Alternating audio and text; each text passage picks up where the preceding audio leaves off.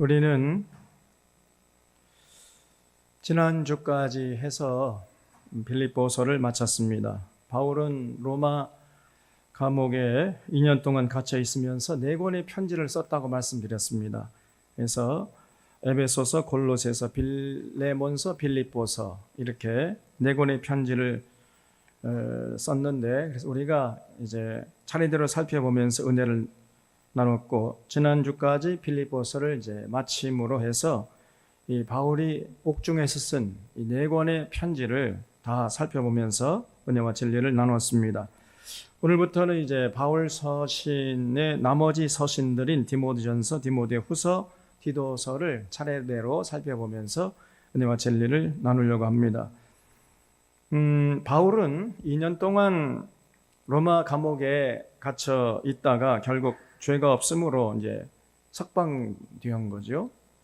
석방된 후에 원래는 당시 그 땅끝이라고 생각하고 있었던 서바나, 지금으로 하면 스페인이죠. 스페인까지 가서 복음을 전하겠다, 이런 원대한 계획을 가지고 있었거든요. 그런데 이제 감옥에 갇혀 있는 동안에 성경을 연구하고 기도하는 중에 우리 주님이 그렇게 쉽게 오시는 것이 아니구나, 주님의 재림이 그렇게 쉽게 이루어지는 것이 아니구나, 이것을 깨달았던 거예요. 그래서 이 바울의 초기 서신을 보면은 재림 사상이, 그 임박한 재림 사상이 강하게 나타나는데, 그 바울의 후기 서신으로 내려갈수록 재림 사상이 희미해지고 안 나타납니다. 그래서 바울의 신학 사상에 상당히 많은 변화가 있었음을 알 수 있어요. 그래서 주님의 재림이 이렇게 쉽게 이루어지는 것이 아니구나, 이걸 그 감옥에서 깨달았던 것이고, 그리고 그러므로 교회가 중요하구나, 교회가 우리 주님 다시 오실 때까지 건강하게 서서 은혜와 진리 가운데 서서 그 주님의 사역을 이어받아야 할 하나님의 거룩한 도구구나, 이것을 깨달았던 것입니다. 그래서 바울은 석방된 후에 그 스페인 서바나로 가지를 않고 이왕에 개척한 교회들을 전부 방문하면서 교회론 그리스도론을 증거해서 교회를 은혜와 진리 가운데 든든히 세워가는데, 거기에 이제 나머지 여생을 헌신했던 것입니다. 여기 PPT로 좀 돌려주세요. 여기 보시면 여기 앞에 여기만 좀 꺼주시고요.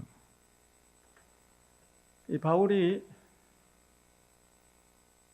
여기 로마 감옥에 갇혀 있다가 죄가 없었기 때문에 이제 석방된 거죠.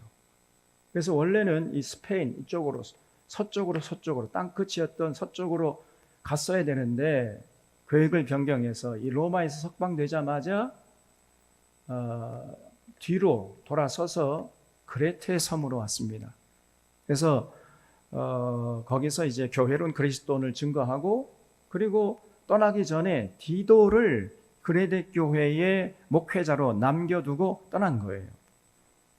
그리고 이제 지중해를 건너서 이제 에베소에 도착해서 여기서도 마찬가지로 그리스도론 교회를 전파하고 골로새로 떠났는데, 떠나기 전에 에베소 교회의 목회자로 디모데를 남겨놓은 거예요. 디모데.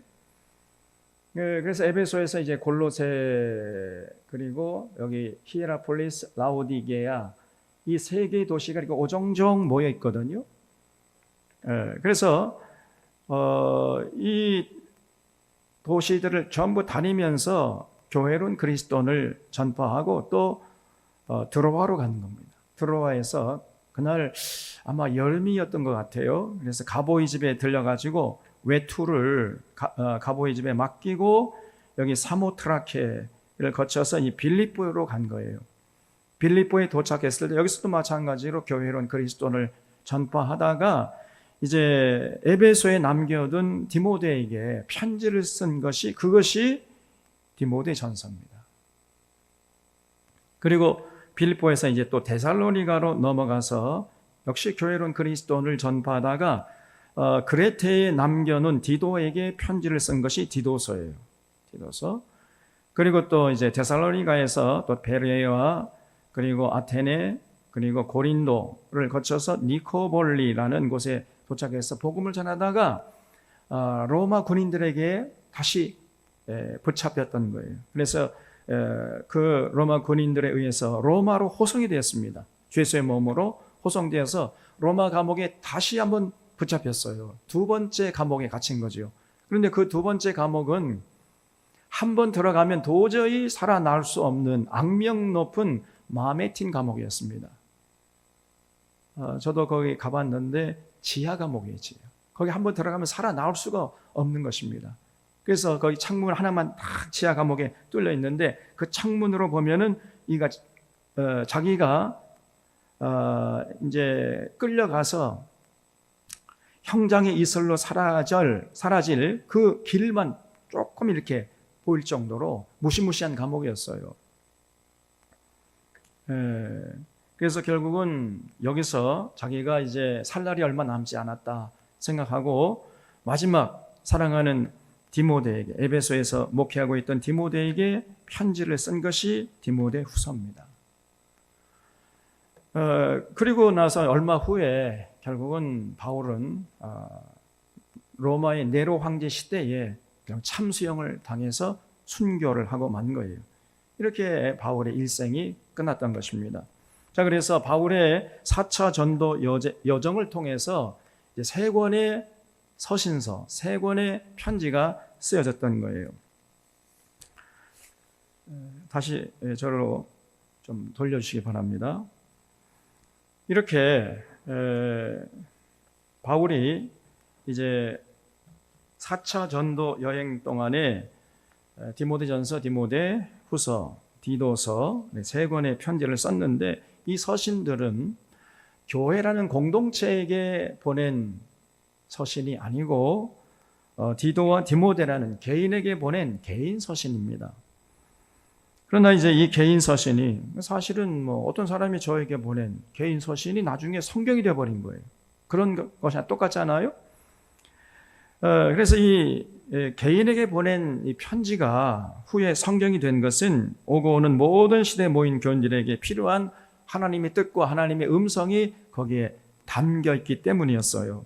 그래서 이 3권의 개인 서신에는 어지러운 세상에서 거룩하게 건강하게 하늘의 생명을 누리면서 하나님의 거룩한 도구로 살아가게 하는 그러한 참 보석 같은 지혜가 빼곡하게 담겨 있는 것입니다. 그렇기 때문에 우리들도 이 말씀을 늘 가까이 하면서 읽고 묵상하고 살아갈 때 이 어지러운 세상에서 참 평안과 참 기쁨과 참 자유함을 맛보면서 권세 있는 삶을 살아가게 되는 것이죠. 그래서 오늘부터 시작해서 디모데전서, 디도서, 디모데후서 차례대로 말씀을 통해서 은혜와 진리를 나누겠습니다. 1절을 보겠습니다. 우리 구주 하나님과 우리의 소망이신 그리스도 예수의 명령을 따라 그리스도 예수의 사도된 바울은 믿음 안에서 참 아들 된 디모데에게 편지하노니 하나님 아버지와 그리스도 예수 우리 주께로부터 은혜와 긍휼과 평강이 내게 있을지어다. 이렇게 이제 바울이 디모데에게 문안 인사를 하고 이제 본론으로 들어가고 있습니다. 3절에 내가 마케도냐로 갈 때에 너를 권하여 에베소에 머물라 한 것은 어떤 사람들을 명하여 다른 교훈을 가르치지 말며 신화와 끝없는 족보에 몰두하지 말게 하려 함이라. 이런 것은 믿음 안에 있는 하나님의 경륜을 이름보다 도리어 변론을 내는 것이라 그랬죠. 지금 바울이 사랑하는 믿음의 아들 디모데를 에베소에 남게 한 목적이 무엇인지를 아주 분명히 밝히고 있습니다. 다시 말해서 바울이 디모데를 에베소 교회의 목회자로 세운 이유가 뭐냐, 이거를 지금 밝히고 있는 거죠. 바울은 디모데에게 다른 교훈을 가르치지 말라 그랬어요. 그리고 다른 사람들에게도 다른 교훈을 가르치지 못하도록 그를 막아라, 이렇게 신신당부하고 있습니다. 이 사명을 감당케 하기 위해서 너를 지금 에베소에 남겨뒀다는 거예요. 여기서 신화라는 것은 헬라 신화를 말하지요. 당시에 헬라 사람들은 우리가 지금 들어도요, 정말 허무맹랑한 내용들입니다. 헬라 신화에 신들이 셀 수 없이 나오잖아요. 그 허무맹랑한 그리스 신화에 몰두해서 논쟁하는데 시간을 허비하지 말게 하라는 거예요.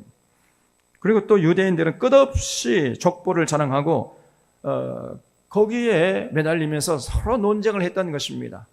네가 잘났느니 내가 잘났느니 그러면서 논쟁을 해댔어요. 그래서 그런 것들에 집중하는 것은 결코 신앙생활에 유익이 되지 못한다는 거예요. 그래서 바울은 디모데에게 그 교인들이 그런 헬라 신화나 유대의 족보에 창념하지 않도록, 매달리지 않도록 경계하라고 가르치고 있는 거죠. 바울이 디모데를 에베소 교회의 목회자로 세운 목적은 교인들이 신앙생활에 무익한 것에 몰두하지 않도록 하기 위함이라는 거예요. 그래서 오늘날 모든 목회자의 사명도 바로 여기에 집중해야 하는 것입니다. 목회자는 교인들에게 바른 진리를 가르쳐서 교인들이 잘못된 것에 신앙의 열정을 허비하지 않도록 해야 할 책임이, 그 막중한 책임이 주어져 있는 거예요. 그런데 돌아보면 오늘날에도 신앙의 열정을 잘못된 곳에 집중하게 하는, 그래서 잘못된 곳으로 이끌어가는 이러한 목회자들이 굉장히 많습니다. 잘못된 자들이죠. 우리가 이런 자들을 성경에서는 사꾼 목자라고 합니다. 반면에 참된 목자들은 교인들을 어디에 집중하게 하겠어요? 5절에 나오죠. 이 교훈의 목적은 청결한 마음과 선한 양심과 거짓이 없는 믿음에서 나오는 사랑이거늘 사람들이 이에서 벗어나 헛된 말에 빠져 율법의 선생이 되려 하나 자기가 말하는 것이나 자기가 확증하는 것도 깨닫지 못하는도다 그랬습니다. 거기 청결한 마음과 선한 양심과 거짓 없는 믿음에서 나오는 사랑이거늘 거기에 줄을 쳐주셔야 돼요. 여러분, 우리가 이 말씀을 마음속 뼛속 깊이 새겨야 됩니다. 참된 목자는요, 언제나 청결한 마음과 선한 양심과 거짓 없는 믿음에서 우러나오는 사랑으로 살도록 성도들을 이끌어가는 거예요. 그런 목회자가 진짜 목회자인 것입니다. 결국 목회의 결론은 사랑이어야 한다. 사랑의 삶으로 인도하는 것이어야 한다는 겁니다. 어떤 성경을 가지고 설교하거나 가르치거나 할 때 결국 도달하는 종착점은 사랑이어야 돼요. 사랑. 결론이 사랑의 삶이 아니라면은 그런 자의 가르침은 그런 잘못된 것이고 거짓이라는 거죠. 그런 자는요, 자기가 가르치는 것이 뭔지도 모르고 지금 가르치고 있는 거예요. 그래서 모든 목회자의 목회의 결론은 사랑의 삶으로 결론 져야 된다. 어지러운 세상 한복판에 나아가서 거기서 사랑으로 살아가야 한다는 가르침이어야 성경을 제대로 가르치는 것이라는 것입니다. 이걸 우리가 잊지 말아야 돼요. 그래서 7절에 그러나 율법은 사람이 그것을 적법하게만 쓰면 선한 것임을 우리는 아노라. 알 것은 이것이니 율법은 모든 사람을 위하여 세운 것이 아니요 그랬죠. 거기 율법은 모든 사람을 위하여 세운 것이 아니요. 거기에 줄을 쳐주시기 바랍니다. 여기서 옳은 사람은 누구를 말하겠어요? 사랑으로 살고 있는 사람이에요. 여러분, 사랑으로 살고 있는 사람에게는 율법이 필요 있습니까? 없습니까? 네? 그런 사람에게는 율법이 필요 없지요. 율법을 요약하면 하나님을 사랑하고 이웃을 사랑하라 그랬지요. 더 줄이면 사랑으로 살라는 겁니다. 사랑. 하나님 사랑과 이웃 사랑. 걸 더 줄이면 사랑이잖아요. 그래서 율법의 근본 정신은 사랑입니다. 사랑으로 살라는 거예요. 그런 사람이 올바른 사람인 것이죠. 그런데 사랑으로 살지 않고 그저 제 욕심대로 제 멋대로 하는 사람은 결국은 자기 목적을 위해서 수단 방법 가리지 않을 거 아닙니까? 그러면 온갖 불법과 탈법을 저지르게 돼요. 그런 자들에게 그렇게 살지 말라고 가르치는 것이 그것이 율법이라는 거예요. 그래서 사랑으로 살면은요, 율법을 하나님이 세울 리가 없지요. 사랑으로 살지 않기 때문에 그런 자들의 잘못된 삶을 가르쳐서 사랑으로 살도록 하기 위해서 율법이 주어진 것이라 그 말이지요. 그래서 하나님이 이스라엘 백성들과 율법을 체결한 이유는요, 다른 것이 아닙니다. 만약에 이스라엘 백성들이 하나님께서 원하시는 사랑의 삶을 살았다면은 율법을 지키라고 요구할 필요가 없었던 거지요.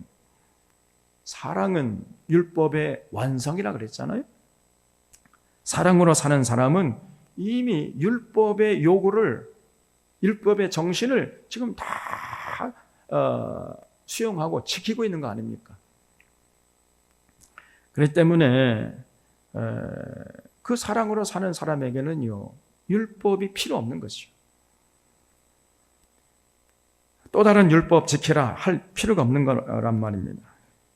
그래서 율법은 사랑으로 살지 않는 자들, 이런 사람들을 향해서 그렇게 살면 안 된다는 것을 가르치는 거지요. 그래서 9절을 다시 보면은 알 것은 이것이니 율법은 옳은 사람을 위하여 세운 것이 아니 오직 불법한 자와 복종하지 아니한 자와 경건하지 아니한 자와 죄인과 거룩하지 아니한 자와 망령된 자와 아버지를 죽이는 자와 어머니를 죽이는 자, 살인하는 자며 음행하는 자와 남색하는 자와 인신매매하는 자와 거짓말하는 자와 거짓 맹세하는 자와 기타 바른 교훈을 거스르는 자를 위함이니 이 교훈은 내게 맡기신 바 복되신 하나님의 영광의 복음을 따름이니라 그랬어요. 그래서 사랑으로 살지 않는 사람들이 율법 앞에 서잖아요. 그러면 어떤 일이 벌어지겠습니까? 그 율법이 그 사람이 지금 잘못된 삶을 지적하는 거예요. 그 사람들의 부족함과 허물과 죄악을 깨닫도록 그 사람의 양심을 두드리는 것입니다. 그래서 망령된 자, 다시 말해서 하나님의 뜻을 따르지 않고 썩어질 세상 부귀 영화를 쫓는 사람들이 율법 앞에 서면은, 그러면 비로소 그때 내가 얼마나 잘못된 삶을 살았구나, 내가 얼마나 어리석은 삶을 살고 있구나 하는 것을 깨닫게 되는 것이요. 또 부모에게 불효하는 자들은 자신이 얼마나 하나님 앞에서 큰 죄인인지를 깨닫게 하는 것입니다.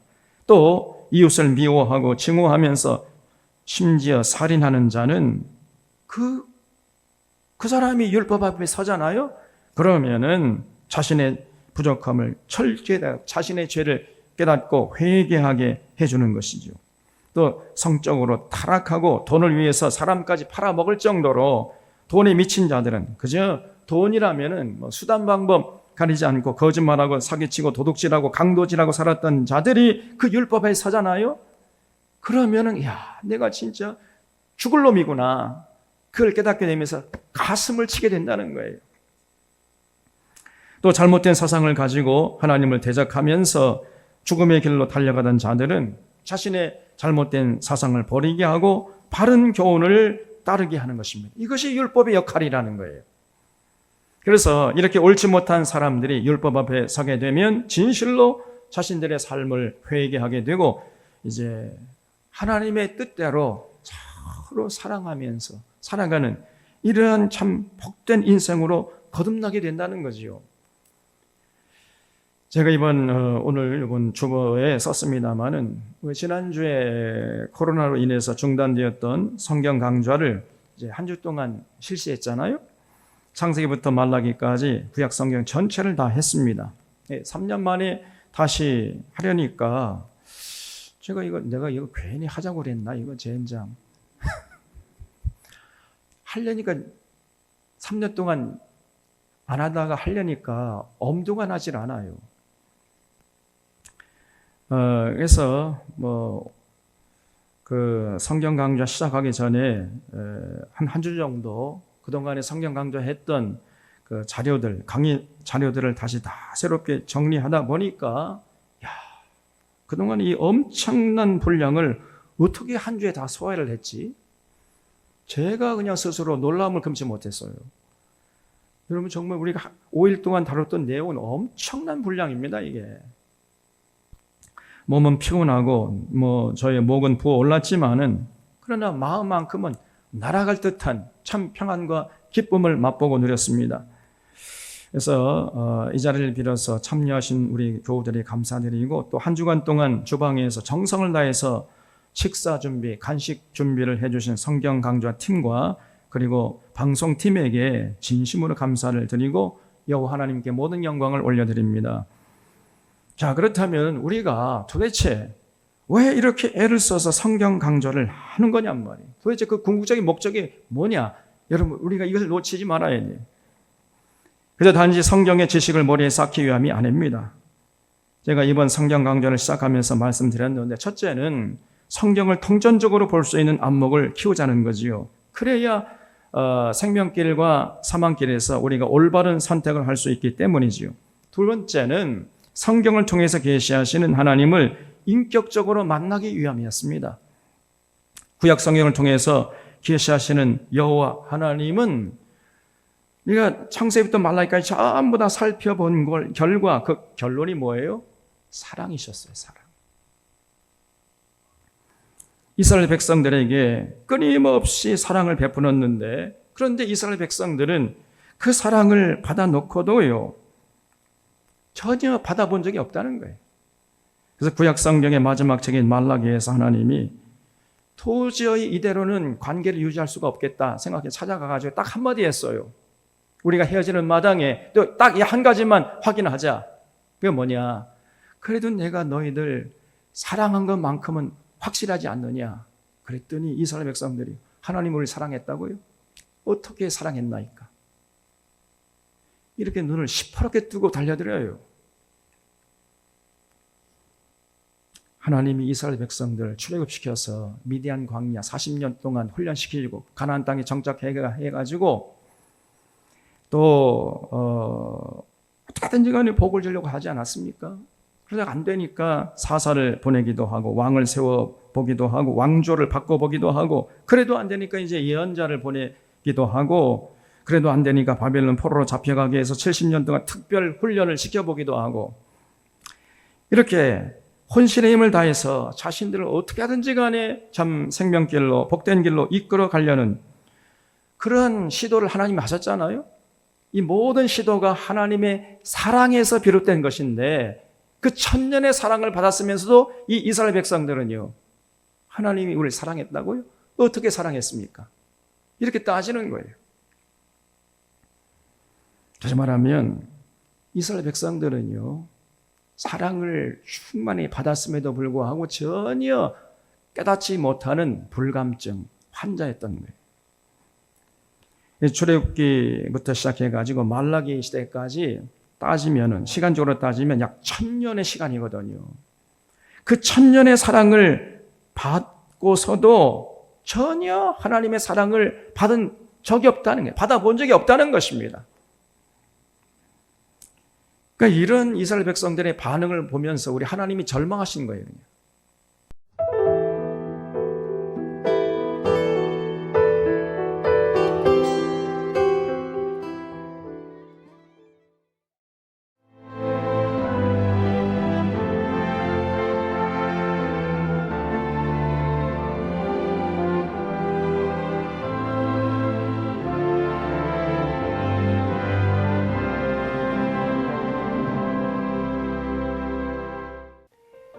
CBS를 사랑해 주시는 전남 지역 청취자 여러분, 안녕하십니까?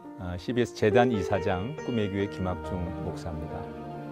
여러분의 사랑과 관심 덕분에 전남 CBS가 순천시 장천동에 새로운 사옥을 마련하게 됐습니다. 이 방송국 사옥이라는 것은 단순히 건물을 짓는 의미에 지나지 않습니다. 전남 지역 복음 전파와 특별히 다음 세대를 위한 미래 비전을 세우는 일입니다. 코로나19로 모든 활동이 중단되고 또 관계가 단절되는 상황이지만 우리 CBS 방송만큼은 우리의 발길이 닿지 않는 곳까지 구석구석 하나님의 말씀을 전하는 위대한 힘을 지니고 있습니다. 이 방송이 믿음의 반석 위에 굳건히 세워질 수 있도록 여러분들께서 벽돌 한 장 한 장씩 쌓아가는 마음으로 전남 CBS를 위해 후원해 주시고 기도해 주시기를 간곡히 부탁드립니다. 여러분의 이 작은 행함이 CBS를 통해서 교회 공동체를 회복하고 누군가의 믿음을 소생시켜 줄 굳게 믿습니다. 여러분 한 분 한 분을 축복합니다.